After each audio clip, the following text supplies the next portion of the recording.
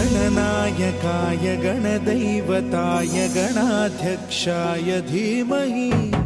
गुणशरीराय गुणमण्डिताय गुणेशानाय धीमहि गुणातीताय गुणाधीशाय गुणप्रविष्टाय धीमहि एकदन्ताय वक्रतुण्डाय गौरीतनयाय धीमहि गजेशानाय भालचन्द्राय श्रीगणेशाय धीमहि